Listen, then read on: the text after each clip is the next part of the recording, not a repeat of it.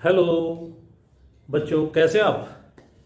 ठीक है, चलिए शुरू करते हैं आज की क्लास संख्या पद्धति कुछ नए क्वेश्चनों के साथ। हमारी पीछे कई सारी क्लासें हो चुकी हैं संख्या पद्धति पर, और मुझे विश्वास है कि आप जो है अपने भी क्वेश्चन आप निकाल रहे होंगे घर पे बैठ करके, और जो भी डाउट आपके आते हैं और क्वेश्चन लंबा अगर बन रहा है तो आप मुझसे पूछिए, मैं उसको सॉर्ट करूंगा और बहुत ही सरल तरीके से उसको हल करने के तरीके आपसे बताऊंगा। ठीक है, चलिए शुरू करते हैं आज की क्लास। मेरा पहला क्वेश्चन आपके पास है, आपने उसको नोट करना है, उसको लिखेगा। जब n को 6 से विभाजित किया जाता है तो शेषफल 4 आता है। जब n को 6 से विभाजित किया जाता है तो शेषफल 4 आता है। जब 2n को 6 से विभाजित किया जाए तो शेषफल बताओ। ये हमारा क्वेश्चन हो गया है। देखिए, वो कहते हैं कि n को 6 से विभाजित किया जाता है तो शेषफल 4 आता है, ऐसा उसने बोला। n को 6 से विभाजित किया जाता है तो शेषफल 4 आता है, और 2n को 6 से विभाजित करेंगे तो शेषफल बताओ। ऐसा ये क्वेश्चन हमारा पूछा उसने। बड़ा सरल है।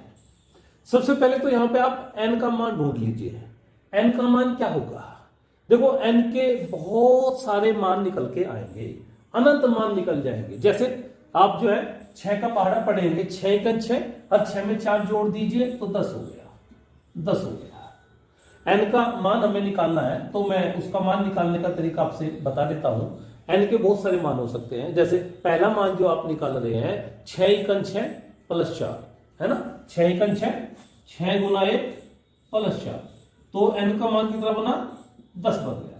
फिर 6 दूनी 12 + 4, 12 और 4 16, ऐसे n का मान आ गया 6 × 18 + 4, ये हो गया 22। ऐसे तो ऐसे अनंत मान निकल जाएंगे। 6 × 1 + 4, 6 × 2 + 4, 6 × 3 + 4, तो ये सब n है। इनमें से आप किसी को भी उठा लेंगे, और चूंकि हम तो सबसे छोटी संख्या उठाएं वो जल्दी हल करके देगी। n का मान हमने 10 ले लिया। n का मान हमने 10 ले लिया तो 2n का मतलब 10 × 2 20। अब 20 को आप 6 से भाग देंगे तो शेषफल क्या आएगा? तो 6 × 18, तो शेषफल कितना आया है? 2। शेषफल आ गया 2। ये हो गया कहने का उसका जो मामला था। n को 6 से भाग देंगे तो शेषफल 4 आता है। 2n को 6 से भाग देने पर शेषफल क्या आएगा? तो ऐसी स्थिति में सबसे पहले तो आपने n निकाला, जिसके निकालने के तरीके मैंने आपसे बता दिए हैं। n के बहुत सारे मान हो सकते हैं, आप किसी को भी उठा सकते हैं। इसको ले लो, इसके ले लो, इससे अगले को ले लें, किसी को भी ले सकते हैं। फिर उसका डबल करना है। 10 का डबल 20, 20 को 6 से भाग दिया तो शेषफल कितना बैठा है? 2 बैठा है। इस तरह से हल कर सकते हो। देखिए, ये व्यवस्था आती है शेषफल प्रमेय। शेषफल प्रमेय में क्या होता है? रीजनिंग होती है। ये हम पढ़ते हैं कि शेषफल प्रमेय जो है वो हमें रीजनिंग देता है। कैसे रीजनिंग देता है उसको तो समझिए आप। क्वेश्चन तो आपका हल हो गया। मान लीजिएगा यहां पे देखो, n का मान आपने क्या लिया था? 10। n का मान आपने लिया था 10। अब 2n इसका डबल करें 20। 20 को 6 से भाग देंगे तो शेषफल कितना बैठेगा? 2। 6 × 18, 2 शेषफल आ गया। 20 10 × 30, 30 को 6 से भाग देंगे तो शेषफल कितना आएगा? पूरा पूरा कट गया, 0 आ गया। 10 × 40, 40 को 6 से भाग देंगे, 6 × 36, शेषफल कितना आया है? 4। 10 × 5 50, 50 को 6 से भाग देंगे, 6 × 48, शेषफल कितना आया है? 2 आया है। 10 × 60, 60 को 6 से भाग देंगे तो शेषफल कितना आ गया? 0 आ गया, है ना। तो ये इस तरह से हो गया। और 10 × 70, 70 को 6 से भाग देंगे तो 66, शेषफल कितना आएगा? 4 आएगा। ऐसे हम आगे अनंत तक चले जाएंगे तो एक रीजनिंग मिलेगी। रीजनिंग मिलेगी। क्या मिला? 204 204 204 इसी तरह से मिलता चला जाता है, और ये किसी भी संख्या के साथ करेंगे ऐसा ही हो जाता है। ठीक है ना। चलिए खैर आपका क्वेश्चन हो गया है, आपने उसको हल किया। मेरा अगला क्वेश्चन यहां पे बनेगा, ये देखते हैं। नेक्स्ट क्वेश्चन हम देखेंगे, उसमें आप लिखिएगा मेरे साथ में, लिखिएगा। दूसरा क्वेश्चन यहां पे बनता है, ये नोट कीजिएगा। यदि x प्लस 7954 गुने 7956 7954 गुने 7956 एक पूर्ण वर्ग संख्या हो, एक पूर्ण वर्ग संख्या हो तो x का मान बताओ। एक पूर्ण वर्ग संख्या हो तो x का मान बताओ। ऐसा ही हमारा क्वेश्चन हो गया है। ठीक है, तो बड़ा इंपॉर्टेंट क्वेश्चन है, और मैं मानता हूं कि आगामी किसी भी पेपर में ये आ सकता है। खासकर शिक्षक भर्ती की जो परीक्षाएं अभी रहेंगी उनमें ऐसा क्वेश्चन पूछेंगे, ऐसा लगता है। ठीक है, तो मैं इसको डायरेक्ट बताता हूं आपसे, लंबा नहीं लेके चलूंगा। देखिए यहां पे आपने किसका मान निकालना है, x का मान निकालना है। तो मैं आपसे समझाता हूं सीधे सीधे, डिफरेंस और x का मान क्या करेंगे, ये देखेंगे कि इनमें क्या, इन दोनों में कितना अंतर है, इन दोनों में कितना अंतर। जैसे यहां पे ये 54 है और यहां पे ये 56 है, तो 2 का अंतर हो गया ना। इस संख्या में और इस संख्या में अंतर कितने का है, 2 का। जब अंतर 2 का होगा तो x का मान आएगा 1, x का मान 1 आएगा। थोड़ी देर के लिए यहां पे 56 की जगह 58 लिख देते हैं, 58 हो गया। अब आप देखेंगे कि इन दोनों में जो अंतर बैठा वो 4 का बैठा, 4 का अंतर बैठा तो x का मान कितना आएगा, 2 आएगा। ठीक है, और अगर अंतर यहां पे मैं 60 कर देता हूं। अब इन दोनों में जो अंतर आया वो अंतर बैठा 6 का, अंतर 6 का आया तो x का मान 3 आएगा। और अगर यहां पे 62 हो गया तो अंतर बैठा अब 8 का, तो x का मान क्या आएगा, 4 आएगा। तो इस तरह से अगर अंतर 10 का है तो x का मान 5 आ जाएगा, अंतर 12 का है तो x का मान 6 आएगा। ऐसे ये सब संख्याओं के अंतर बैठेंगे, आएगा भी इस तरह का। तो केवल क्वेश्चन को देखने मात्र से आप x का मान ढूंढ लेंगे। क्या, अंतर देखेंगे, अंतर अगर 2 का है तो x का मान 1 आएगा, अंतर 4 का है तो x का मान 2 आएगा, अंतर 6 का है तो x का मान 3 आएगा। तो इस तरह से ये आधे में टूट जाएंगे, आधे में टूट जाएंगे। तो क्वेश्चन हल करने की आपको आवश्यकता नहीं पड़ेगी। ठीक है ना। तो यहाँ पे वो लिखा हुआ था 56, तो आपके इसमें जो है 2 का अंतर दिखाई, आपको 4 का अंतर, 2 का अंतर दिखाई दे रहा था, तो 2 का अंतर इनमें बना हुआ है, तो x का मान क्या आ गया, 1 आ गया। तो डायरेक्ट आपको 1 नंबर यहाँ पे मिल जाना है। कोई भी आप इस क्वेश्चन को जब भी आपके सामने आएगा पेपर में तो इसी तरह से इसको हल करेंगे। ठीक है। हाँ, चलिए और क्वेश्चन पे चलते हैं, और क्वेश्चन देखते हैं।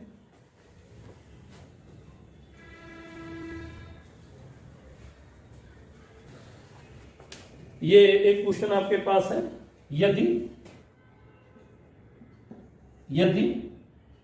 P plus Q plus R plus S, P plus Q plus R plus S बराबर 5 तथा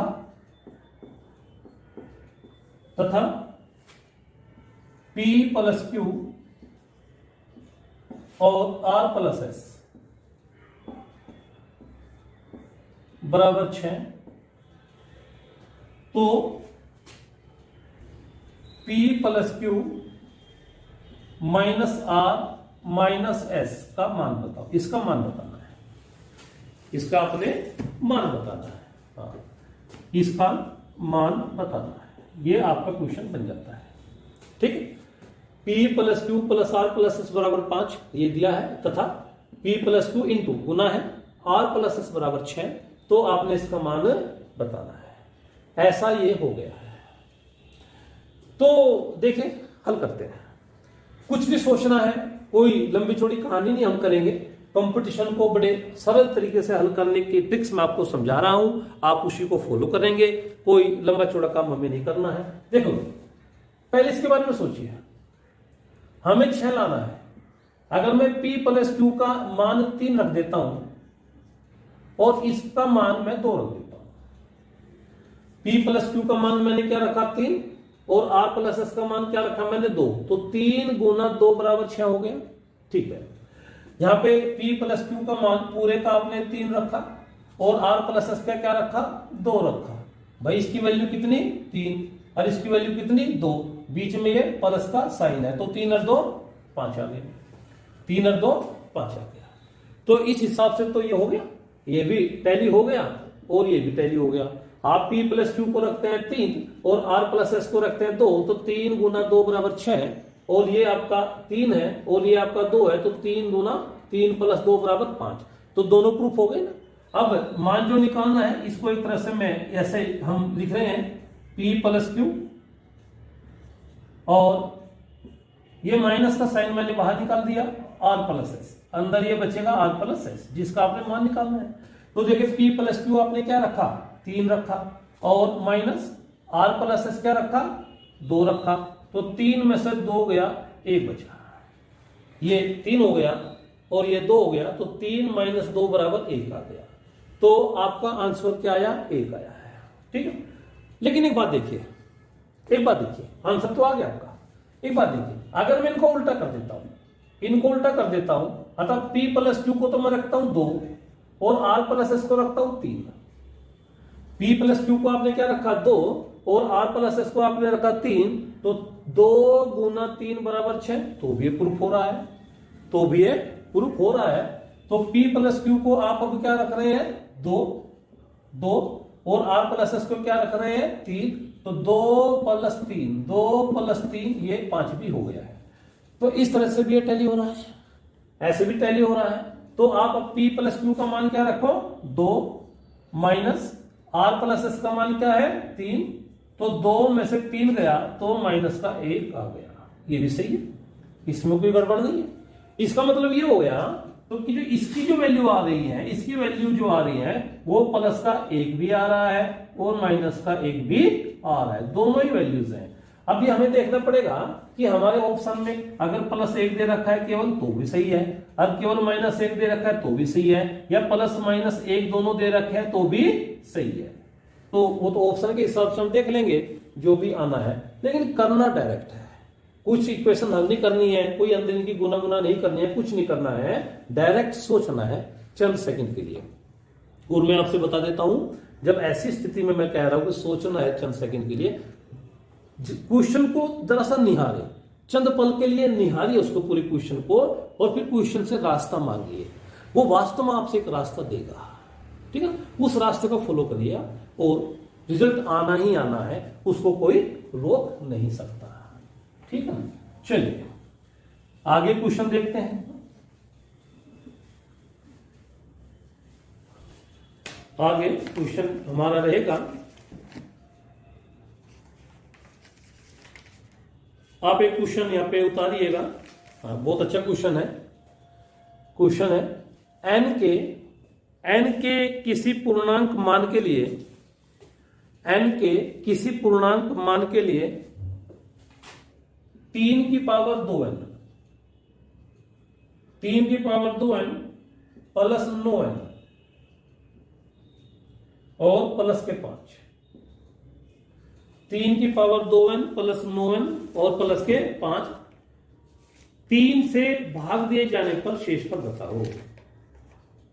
3 से भाग दिए जाने पर शेषफल बताओ, ऐसा ही आपका क्वेश्चन हो जाता है। 3 से भाग दिए जाने पर शेषफल बताओ। चलिए इस तरह का क्वेश्चन ये बन गया है। तो हमने इसको 3 से भाग देना है और भाग देने के बाद जो शेषफल आना है, अब हमें वो शेषफल बताना है वो क्या आएगा। देखो भाई, ऐसे बहुत सारे क्वेश्चन हो सकते हैं हमारे कंपटीशन में, बहुत सारे क्वेश्चन हो सकते हैं। यहां पर हम पहली मर्तबा क्या करते हैं कि n के मान रखते हैं, कोई 2 या 3 मान रख के देख लेते हैं, है ना, उससे कुछ पता लगेगा हमें। जैसे n का मान 1 रखें, n का मान आप इसमें जो है इसमें 1 रखें, n बराबर 1। जब n का मान 1 रखते हैं तो 3 की पावर 2 गुना 1 प्लस 9 गुना 1 और प्लस के 5 तो ये 3 की पावर 2 9 9 9 18 और 5 23, ये हो गया 23, ये 23 हो गया। n का मान जब आपने रखा कितना 1, n का मान 1 रखा तो ये इस तरह से हो गया। अब n का मान आप 2 रखें, n का मान 2 रखें तो 3 की पावर 2 गुना 2 4 हो जाएगा, 4 प्लस 9 गुना 2 और प्लस के 5, ऐसा ही हो गया है, ऐसा ये हो गया। तो 3 की पावर 4 81 81, ये कितना बना 81, और ये जो है ये 18 बन गया, 9 दूना 18, 81 में 18 आप जोड़ेंगे तो 99 आएगा, है ना, 99 और 5 104। तो ये इस तरह से हो गया। देखिए आपने क्या काम किया, आपने जो है n का मान 1 रखा और n का मान 2 रखा, 2 वैल्यू आपने रखे, देख लिया आप, n का मान 3 n का मान 4। आगे ऐसा कुछ सोचें तो उसके बारे में आपसे बताऊंगा, है ना, ऐसा कुछ सोचे तो आगे कुछ वैल्यूज आएंगे, लेकिन अभी हम 2 वैल्यू से ही बात करेंगे केवल। तो देखिए 23 को जब आप 3 से काटते हैं तो 3 सते 21, 3 सते 21, 7 बार तो कट गया, और 2 ये बचता है जो शेषफल होगा, 2 बचता है जो शेषफल में जाएगा। ऐसे ही इसको 3 से काटते हैं, 3 से काटते हैं तो 3 तिया 9, 3 तिया 9, 1 बचा और 4 उतारे 14 हो गया, 3 चौक 12 और 2 14, यहां पे भी 2 बच गया है। तो यहां तक हम अपने आप को सेटिस्फाई कर लेंगे, कर भी लेना चाहिए कि जब आपने n का मान 1 रखा और n का मान 2 रखा तो ये जो संख्या हमारे पास आई है 3 से भाग दिया तो 2 शेषफल बचता चला गया। और कई बार तो केवल एक वैल्यू रख के भी आप सेटिस्फाई कर लो। ऑप्शन में अगर इस तरह की बात बन रही है तो केवल n का मान 1 रखने के बाद ही आप उस पे चले जाइए, ऑप्शन को देख लीजिए वास्तव में कि 2 आ रहा है तो आगे भी आ जाएगा इस तरह से, है ना। ज्यादा लंबी चौड़ी बात करें तो इससे समय आपको बर्बाद होगा। तो n का मान 1 रखने के बाद भी कई बार सेटिंग बन जाती है हमारी, उसमें दिक्कत नहीं आएगी आपको, ठीक है ना। और ज्यादा रखना तो n का मान 1 और n का मान 2, 2 संख्या रख के देख लो तो उसको पक्का मान लो, ज्यादा उसको आगे मत बढ़ाना, आपका समय बर्बाद होगा। ये तो एक तरीका हो गया है। ऐसे बहुत सारे क्वेश्चन हमारे हो सकते हैं और उन तमाम क्वेश्चन में आप इस तरह का कंसेप्ट लगाओगे और वैल्यू निकल के आ जाएगी आपकी। लेकिन जैसे कि ये क्वेश्चन आपका लिखा हुआ है, इसके लिए मैं कोई दूसरी पॉलिसी भी इस्तेमाल करता हूं, इसके लिए मैं कोई दूसरी पॉलिसी इस्तेमाल करता हूं, उस पर भी आपको ध्यान देना है। देखिए यहां पे ये है 3 की पावर 2n, इसको मैं 3 से काटूंगा, 3 की पावर 2 है। अब देखिए n के वैल्यूज में रखूंगा, n का मान 1 रखेंगे आप, n का मान 1 रखेंगे इसमें तो 3 की पावर 2 ये बनेगा 9, n का मान 1 रखेंगे तो ये कितना बनेगा 9, अब 9 तो 3 से कटता है, शेषफल आएगा 0, शेषफल आएगा 0। इसमें मैं रख रहा हूं यहां पे रख रहा हूं। आप इसमें n का मान 2 रखें, n का मान 2 रखें तो ये 2 जब आपने रखा तो ये 4 हो गया, 3 की पावर 4 81, 81 जो है वो 3 से पूरा कट रहा है, 3 से कट रहा है तो शेषफल कितना आ रहा है 0 आ रहा है। इसका मतलब ये हो गया कि ऐसी पोजीशन जब ये बनती है तो n का कोई भी मान इसमें रख लीजिएगा, ये पूरा कटेगा 3 से, और ये अभी सिद्धांत के तौर पे चले जाता है। मान लीजिएगा यहां पे जो है 5 की पावर 4n है, 4n है ऐसा, या केवल n ही है ना, 5 की पावर n है और इसको 5 ही काटना है तो n के किसी भी मान के लिए ये पूरा कटेगा, n के किसी भी मान के लिए पूरा कटेगा। आप n बराबर 1 रख लो तो कटेगा, शेषफल 0 आएगा, n बराबर 2 रख लो तो कटेगा, 3 रख लो तो कटेगा। तो n का कोई भी मान आप इसमें रख लेना तो ये पूरा कटेगा और शेषफल क्या आएगा 0 आएगा, शेषफल आएगा 0। तो इस स्थिति में जब हम यहां पे जाते हैं तो इसका शेषफल कितना आ जाएगा 0 आ जाएगा, इसका शेषफल आएगा 0। अब दूसरी स्थिति देखिए, जैसे यहां पे 9n लिखा हुआ है, 9n किसे काटना है 3 से काटना है, 9 गुणा है 9 गुणा है 3 से काटना है। अब n का मान 1 रखिए तो 9 ही आएगा, और 9 तो 3 से कटता है भाई पूरा, शेषफल कितना बना 0। आप n का मान 2 रखिए तो 9 दूना 18 आएगा, 3 से पूरा कट रहा है तो शेषफल 0 आएगा। तो इस पोजीशन में भी यही बात है, इसमें भी यही बात है कि ऐसी कोई स्थिति बनी है, अगर हमारे पास 5n है तो n 5 से भाग देना है, तो n के किसी भी मान के लिए ये 5 से पूरा पूरा कटेगा, ये 5 से पूरा पूरा विभाजित हो जाएगा और शेषफल कितना आएगा? 0 आएगा। तो ये भी शेषफल 0 छोड़ रहा है, शेषफल 0 छोड़ रहा है। अब डिपेंड किस पे है? इस 5 पे। अब 5 को 3 से भाग देंगे तो शेषफल 2 आएगा। तो केवल ये सिद्धांत जब हम पता है कि इस पोजीशन में जब ये इससे कट रहा है, इसी संख्या से कट रहा है तो शेषफल 0 देता है, और इस पोजीशन में जब ये इससे कट रहा है तो शेषफल 0 देता है। अर्थात डिपेंड किस पे हो गया? ये 5 पे डिपेंड हो गया, और 5 को आप 3 से काटेंगे तो शेषफल कितना आएगा? 2 आएगा। तो इतना लंबा चौड़ा काम हम नहीं करेंगे उस स्थिति में, हमें तो केवल क्वेश्चन को देखना है एक मर्तबा, और देखने के बाद जो है ये बता देना है कि इसका आंसर यहाँ पे जा रहा है। तो ऐसे हम इसको कर सकते हैं। चलिए, बड़ा क्वेश्चन आपके लिए, आपके कंपटीशन में आने लायक है। एक क्वेश्चन 1/7 प्लस 999 और 692 बटे 693 ऐसा जो है, और इसको गुना करना है आपने 99 से, इसको गुना करना है 99 से। तो ये है, अभी बड़ा अच्छा क्वेश्चन है ये भी कंपटीशन को लेकर के आपके। और जो हमारे पुराने स्टूडेंट्स हैं जिन्हें पिछली वीडियो देखी है वो इस बात को जानते हैं कि ये कैसे हल होना है, क्योंकि ऐसे मैं 2 क्वेश्चन पहले भी हल कर चुका हूं, और तभी मैंने कहा था कि आगे भी इस तरह के क्वेश्चन आएंगे। और एक बड़ा ही महत्वपूर्ण क्वेश्चन जो पीछे कुछ सालों के कंपटीशन में रहा है, 2012, 13, 14, 15 तक उसने बड़ी धूम मचाई है, तो मैंने उसको कहा था कि वो बेस क्वेश्चन रहेगा ऐसे क्वेश्चन को हल करने के लिए। और अभी भी मैं एक बार उसको बता देता हूं आपसे। मान लीजिएगा ऐसा कोई क्वेश्चन आपके पास है, 999 और 994 बटे 995 और गुना 999। ऐसा मैं यहाँ पे वो क्वेश्चन था जो मैं बता दूं बेस क्वेश्चन है। पिछले कंपटीशन के जो पेपर है उनमें लगातार कंटिन्यू हर पेपर में क्वेश्चन मिलता रहा है, तो ये बेस क्वेश्चन बन जाता है हमारा। तो हल करने का जो तरीका है उसको मैं एक बार फिर एक एग्जांपल से बताता हूं। मान लीजिएगा आपके पास लिखा हुआ है 12 - 3/5, 12 - 3/5। हमने इसका क्वेश्चन बनाना है, सॉरी ये क्वेश्चन है, ये क्वेश्चन हमने इसको हल करना है, इसको हमने हल करना है। इधर को बनाओ थोड़ा, 12 - 3/5 ये एक क्वेश्चन है और हमने इसे हल करना है। तो हल करने का सीधा तरीका क्या बनता है? वो ये बनता है, इस 12 में से 1 माइनस कर दो, 12 में से 1 माइनस करो तो आएगा 11, और इन दोनों का अंतर कितना है? 2 और बटे के 5, ये हो गया, ये इसका हल हो गया। क्या किया? ये जो संख्या इसमें से घटा दो, यहां पे आ गए हैं, और इन दोनों का अंतर ऊपर लिखे बटे के 5, ऐसा ये हल हो गया। अब मैं कहता हूं कि ये हल है, ये सॉल्यूशन है। अब इस सॉल्यूशन से हमने इसका क्वेश्चन बनाना है।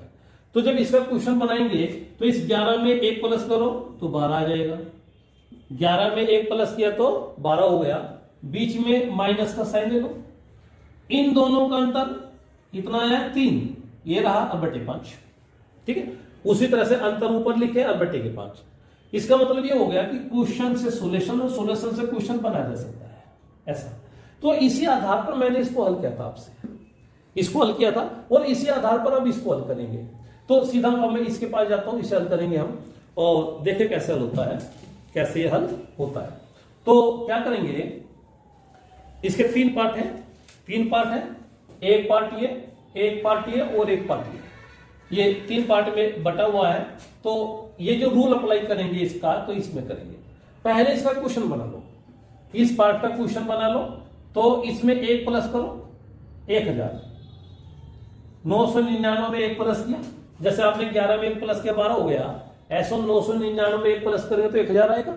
हाँ, इसमें 1 प्लस किया आपने, +1, अच्छा, माइनस का साइन लिया, इन दोनों का जो अंतर है, इन दोनों का अंतर ऊपर लिखे जो 1 आया है और बटे 693 है, ये हो गया,